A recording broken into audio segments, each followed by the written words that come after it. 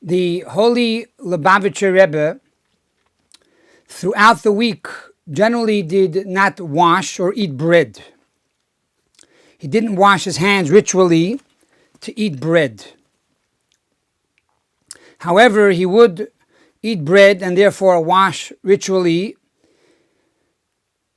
on Shabbos and also Saturday night for Melave Malka, for the final meal of the holiday. The Rebbe would wash again his hands and eat bread at the Melave Malka. Comes the question to mind, what is the secret of this meal called the Melave Malka, to escort the queen? And how do we understand this on the level of Pshat, Remez, Drusoi, and Chassidus? First and foremost, we look into the Code of Jewish Law, chapter number 300, Simin Shin. And here the Alter Rebbe writes, L'olam yisad adam shulchana b'motzei Shabbos. A person should always set up his table Saturday night with a tablecloth and all the proper settings. L'suda gemura, as if he was making a true, proper meal. And he goes on to say the reason is because at this time he is escorting the king. Just like when Shabbos came in, you brought in the king, you welcomed the king. So too when Shabbos leaves, so too you make this meal as if the king is now leaving the city. And this is, of course, the Shekhinah, the divine presence of Shabbos, which is compared to a king and a queen. And he goes on to say, and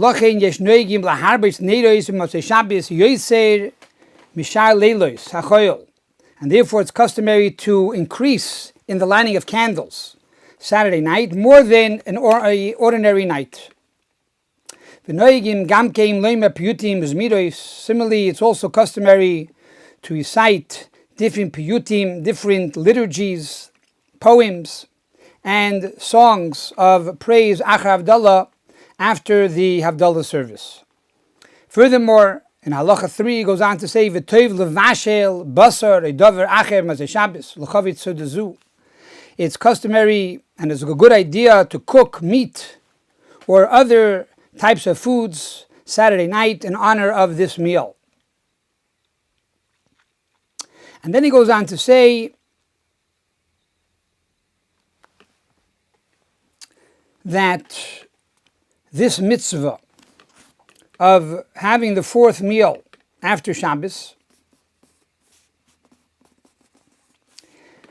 he says, Sudazu einei choiva kol kach, it's not an obligation, elo mitzvah min hamuvchar bilvad, but rather it's a mitzvah min hamuvchar, it's one who wants to do a mitzvah in the most beautiful and perfect manner, and the most choicest manner. This person should celebrate the Melave Malka, the Saturday night meal. This is what the Alter Rebbe writes in Shulchan Aruch, chapter Shin, chapter 300. So this is Pshat. What is the remez? What is the hint for the future? The Bes Yosef tells us that when you eat Melave Malka Saturday night, the luz bone, which is a bone in back of your head and top of your neck, receives vitality from the Melave Malka meal.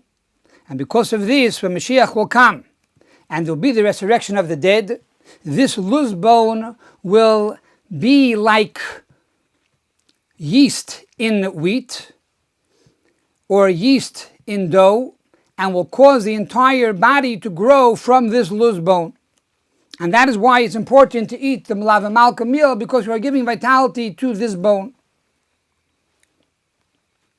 Furthermore, the Arizal says this meal is called Sudas David Malka Mashiach, the meal of King David the Mashiach.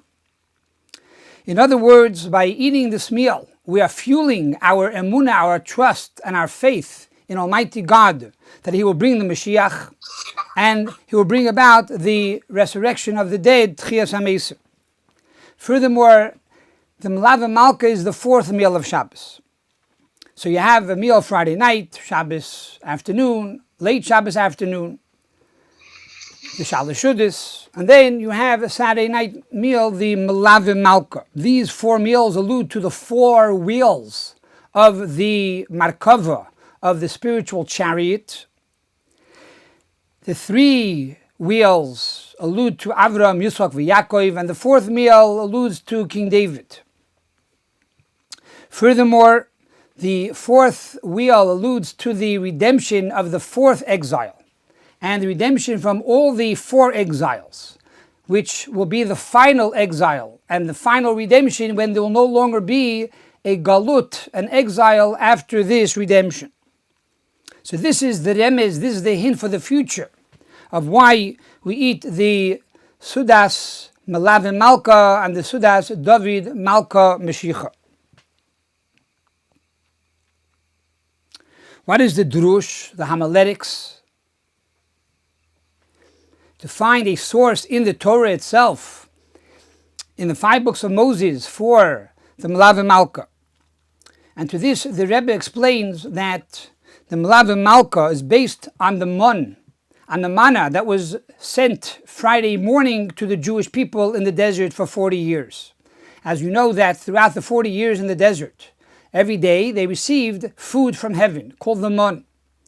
And from this man, the Talmud tells us, and the commentaries explain, the Jews had 2 basic meals, one in the morning and one at night. And this was done every day from Sunday through Friday.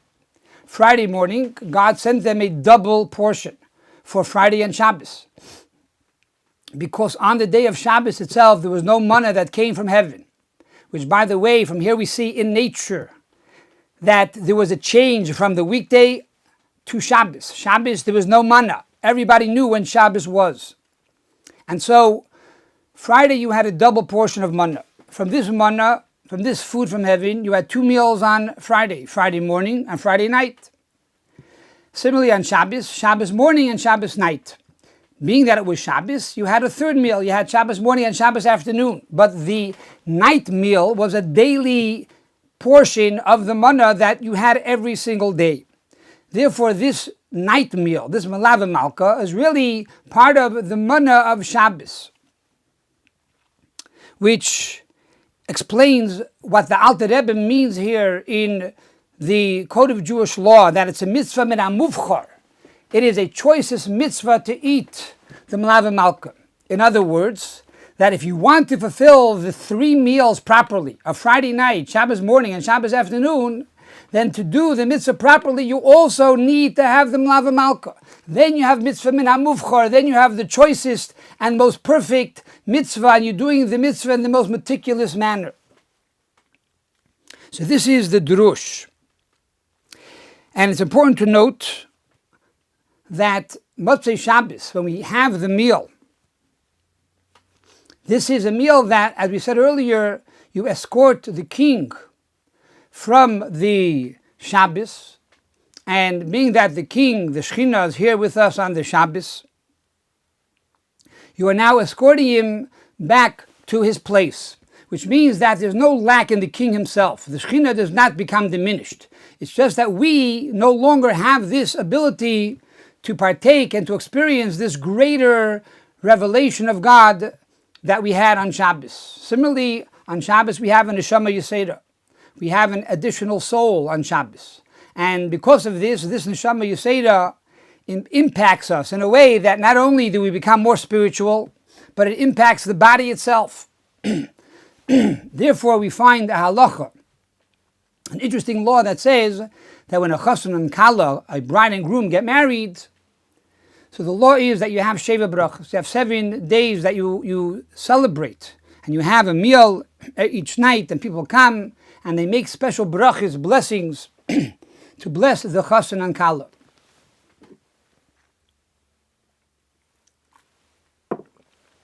The halacha is, that you have to have at each of these meals a panim chadashis, a new face, a new person, in order to be able to make these brachas, because a new person brings new joy. If you don't have a panim chadashis, you cannot do the sheva brachas, these 7 blessings, at the meal of these 7 days. However, says the Gemara in Ksubis, besides Shabbos, when Shabbos comes, as Tosfos explains, Shabbos is called a panim chadashis. Shabbos itself is a new face, and therefore you don't have to have a new person on Shabbos in order to do sheva brachas. And the Rebbe explains what's the reason behind this. The reason behind this is because Shabbos, you have a neshama yisera, you have an additional soul. And because you have an additional soul, you look different. You are a new person. There's a new ray of light that comes forth from your face. You're not the same person that you were throughout the entire week. So every person on Shabbos is a new person. And therefore you have this panim chadashis, this new face on the Shabbos. Therefore, there's no reason to bring in a new person who never participated in the wedding or the previous meals, but rather each person there is that new person. Another interesting point. We know that on Shabbos, we don't work. Not only don't we work, we're not allowed to work our animals on Shabbos either. And furthermore, spiritually, in heaven, Gehenim, which is hell, are also put out on Shabbos. The fires of hell are put out on Shabbos. The angels don't work there on Shabbos. And all the neshamas, all the souls of hell go into Gan Eden, go into paradise to celebrate, to farbring over the Shabbos. When do the souls go back into hell? When do they go back into the purgatory to finish their refinement process?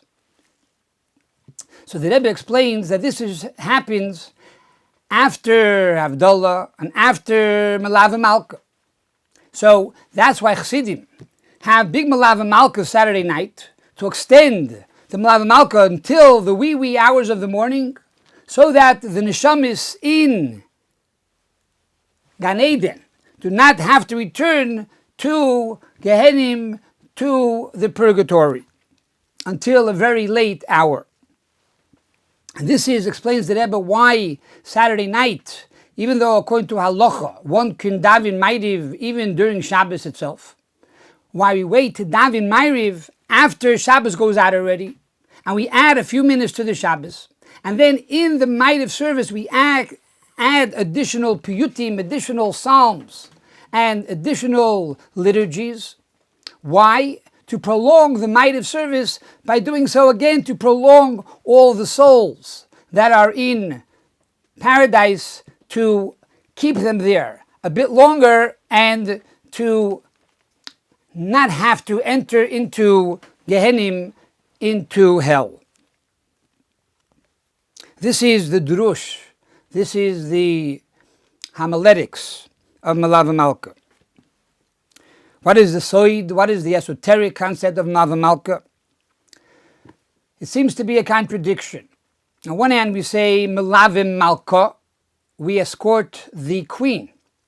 Yet the Alter Rebbe writes here in Shulchan Aruch, in chapter 300, that Melave Malka means that we are escorting the king. Is it the king that we're escorting, or is it the queen? The Zohar says that there is no king without a queen. And a king without a queen is neither a king and neither great. What does this mean? If you look into the liturgy of Shabbos, Friday night we say Vinuchu Va, which is feminine. Shabbos morning we say Vinuchu Voi, which is masculine. Shabbos afternoon we say Vinuchu Vam, which is masculine and feminine together. Kabbalah explains that Friday night you have the feminine quality, you have the queen.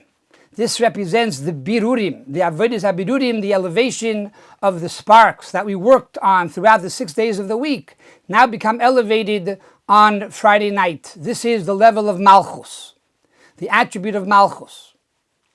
Then Shabbos day, you have the attribute of Zah, which is a higher level, which is Melech, the king. Then you have the unification of both king and queen that become one, which is the ultimate level. higher than king and higher than queen. And this is the concept of one and essence of Almighty God. So Shabbos night, in truth, you're not only escorting the queen, but you're also escorting the king and the queen together. This is the concept according to Kabbalah. What does Chassidus say about Melave Malka?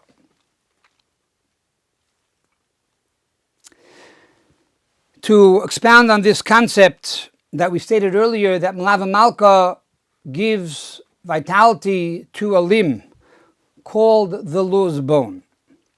As it says, Evi yesh ba'adam.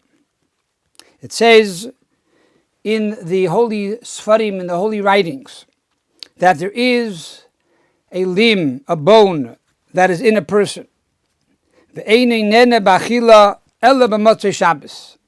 And this bone, the loose bone, does not receive any vitality, only Saturday night. In other words, this bone, or this meal Saturday night, seemingly has an advantage over Shabbos. Shabbos, which is a holy day, does not give this bone any vitality. It's only Saturday night that this loose bone receives vitality from food. The Meliva Rebbe explains, because of this, that this bone did not eat Friday afternoon when Adam and Chava, Adam and Eve, sinned in paradise. All the limbs of the body received pleasure and vitality from the fruit that Adam and Chava ate in paradise. Besides one bone, the loose bone refused to accept any pleasure or any vitality from the forbidden fruit, from the Eitz Hadas, from the tree of knowledge.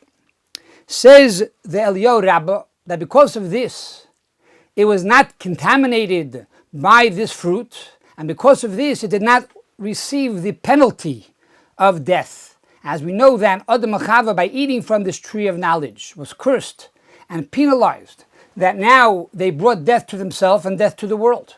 But this one bone, the loose bone, that did not participate in this fruit, did not receive this penalty. And because of this, it does not become destroyed, it never dies. Now, when does it receive vitality? It receives vitality from the Melave Malka. So comes the question to mind. On one hand, we see the loose bone does not die. It's above death. It transcends death. Number two, it doesn't need food because it doesn't eat all week. It only ate Saturday night. If that is the case, why does it need to eat at all? Why does it need to eat from the Melave Malka? What's the purpose behind this? And the Rebbe explains as follows, according to Chassidus, that the purpose of God creating the Eitz Hadas, the tree of knowledge, was not only to test Adam and Eve, but rather that Adam and Eve should transform this tree of knowledge and channel this vibration and channel this energy into the world around us. In other words, as the Talmud says, that if Adam and Eve would have simply waited 3 hours, they would have been given permission to eat from the Eitz Hadas, from the tree of knowledge. So really the objective was to eat from it, but it had to be done in a way and in a manner that was proper according to Torah, only through conducting themselves according to the laws of God and the laws of Torah. So in essence, this loose bone that did not participate in the tree of knowledge is beyond death. Now Shabbos, every Shabbos, is a taste of the world to come, is a me'ein olam haba. And really Shabbos is a taste of the world to come. However, Shabbos, even though it's a taste of the world to come, Shabbos transcends time and space. It's beyond the world. The loose bone is really the tikkun. The loose bone is really the fixing of the sin of Adam and Chava. And the purpose and the objective of the loose bone is to bring life back into the world. And this is done through the meal Saturday night. Because Saturday night, you have the bridge between Shabbos and the rest of the week. It brings the food of Shabbos, as we explained earlier, because it was part of the manna that was given for Shabbos, that now is eaten after Shabbos. So it takes this eternal life of Shabbos and it pervades this life into the weekday, into every day of the week. So this is the power of Melave Malka. This is the power of the luzbon, that Saturday night, it doesn't eat for itself. It eats in order to bring vitality to the rest of the body and to bring Techias HaMesim, to bring resurrection of the dead throughout the entire world. So we see over here that this is the purpose of Melave Malka. Number one, it's to fix the sin of Adam and Chava, and is to bridge Shabbos to the rest of the week by bringing eternal life to every day of our daily life, which will be experienced when Mashiach will come. And there will be the Tchias HaMesim, the resurrection of the dead. Therefore we eat every Saturday night Melave Malka. And this perhaps explains also why the Lubavitcher Rebbe would wash every Saturday night and eat bread and make a Suda for the Melave Malka. Because the Rebbe's entire essence was to bring about Geula, to bring about redemption to the world. That our generation very soon will see the ultimate redemption with the coming of Mashiach. I would like to conclude with the following story. And to preface the story by saying the following. There is a Hasidic custom, Motzoi Shabbos, Saturday night, at the Melave Malka, in addition to reciting psalms and songs, to say a Hasidic story. Hasidim say that Saturday night one should tell the story of the Baal Shem Tov. And this story of the Baal Shem Tov is a segula, is a tremendous omen for ashirut, for wealth. The Rebbe Reshab, the fifth Chabad Rebbe, said that there are three lav dafkes, there are three not necessarily's. And that is not necessarily only a story of the Baal Shem Tov, and not necessarily only Saturday night, and not necessarily is it a segula, an omen for wealth, but it's a segula, an omen for many, many other things, health and peace and tranquility and long life, etc., etc. So the Rebbe would tell teachers that they should start off the day before they teach their students the Aleph Beis or Chumash or Mishnayos, to start off with a Hasidic story. So we see a Hasidic story is a very powerful thing. And so let us, in honor of Melave Malka, tell a Hasidic story. The story goes like this.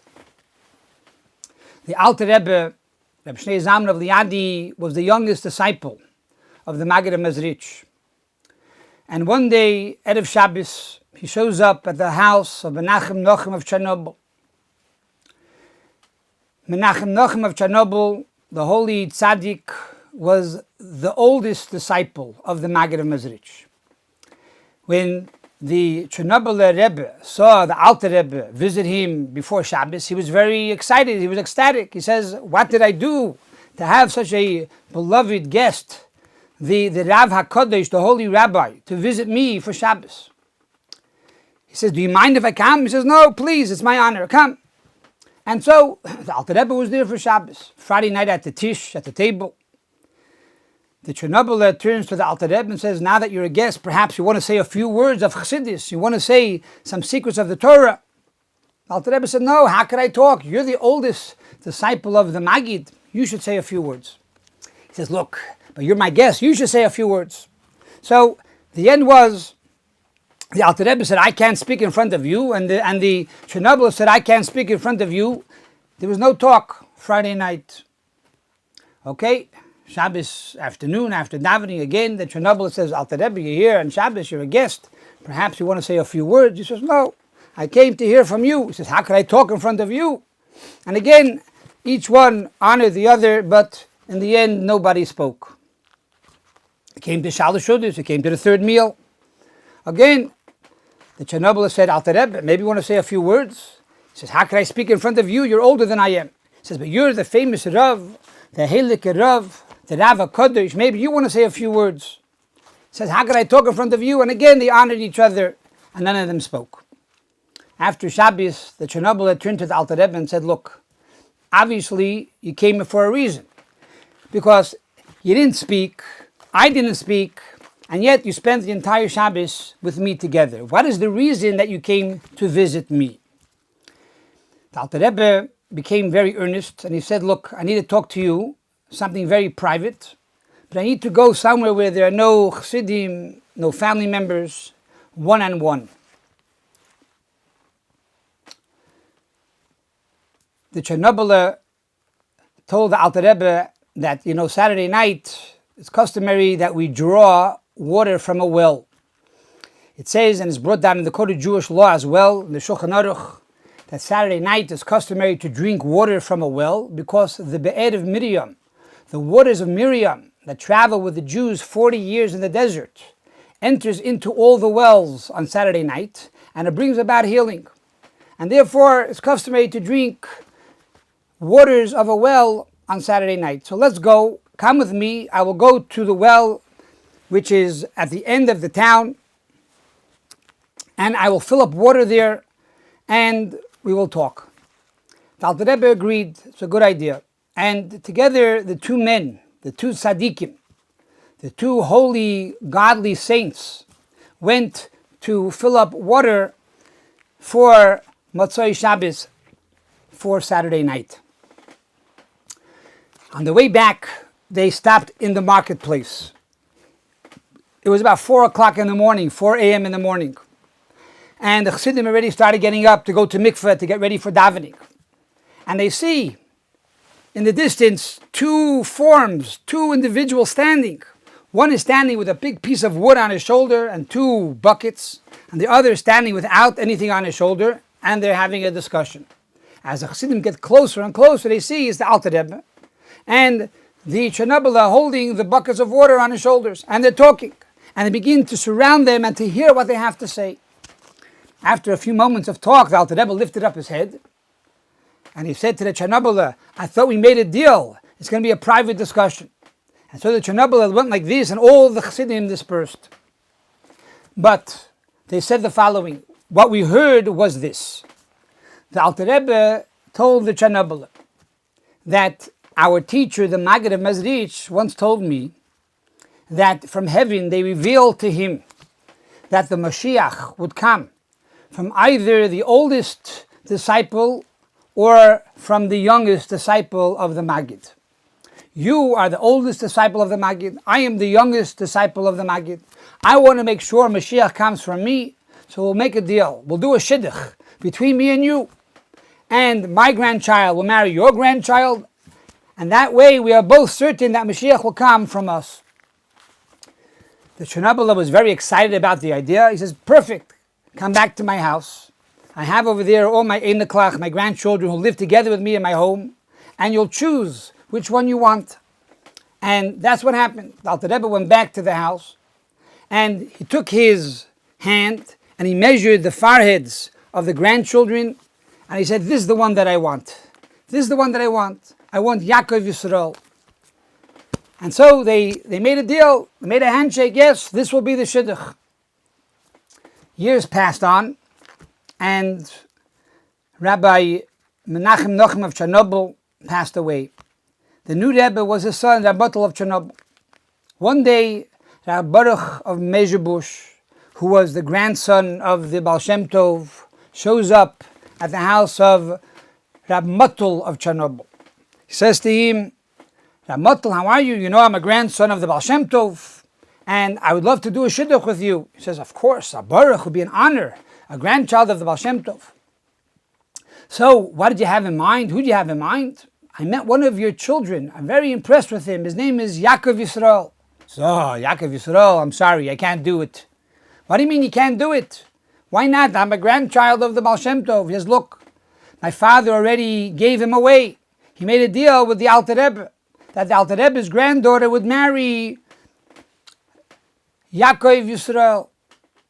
Rabbi Baruch said, look, but I'm a grandchild of the Baal Shem Tov. It's an honor. I would like you to make this shidduch work for me. He says, look, my father already made a deal. I can't break that deal. Said Rabbi Baruch to Rabbi Muttel, look, do you go to visit your father's grave once in a while? He says, sure, very often. Do me a favor, the next time you go there, tell your father that I came to visit you and I asked you for this shidduch, and that, see what he says. He says, okay, it's a deal. A few months later, again, Rabbi Aaron shows up at the house of Rabbi Aaron of Chernobyl. And he says, no, Rabbi, did you talk to your father? He says, yeah, I did. I went to the grave of my father, I spoke to him, and I asked my father, can I break the deal? Can I give Rabbi Yisrael, Yaakov Yisrael, to you? And my father responded like this, Le'ela min kol brachasa. This is a term that we say in the famous Kaddish, which means Le'ela, above all blessings, which literally means, or figuratively means, that this shidduch that was made between me and the Alter Rebbe is Le'ela, is above even Berachasa Baruch of Mezhebush. And therefore you should allow the shidduch to continue as it was previously established. The story has many other details, but suffice it to say that this is the story for Melave Malka. It's a story that connects Melave Malka with Mashiach. It connects it with the waters of Miriam. And more importantly, this will bring about, no doubt, not only Ashirus, tremendous wealth for each and every one of us, but also, as the Rebbe Reshab said, all other blessings. So what is the takeaway from this class? What is the takeaway from this shiur?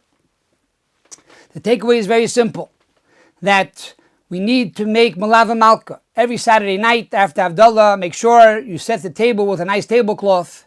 You cook up some katoshke, some potatoes, and to add with that other additional foods that you like, some herring, some scrambled eggs, some waffles, with ice cream, whatever you like, or even basar, even meat.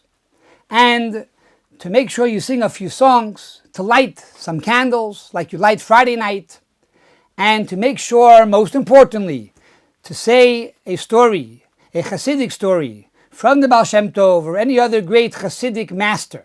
And this, no doubt, will bring you tremendous blessings. And the ultimate blessing, the tikkun, the fixing of the sin of Adam and Chava, which is the bone luz, which will bring about Sudas David Malka Mashiach, the ultimate meal of King David, and the ultimate meal of the coming of Mashiach, with the Vikitzu V'ranenu Sheikh Niyafar, that those who lie in the dust will rise and sing with the coming of Mashiach speedily in our days.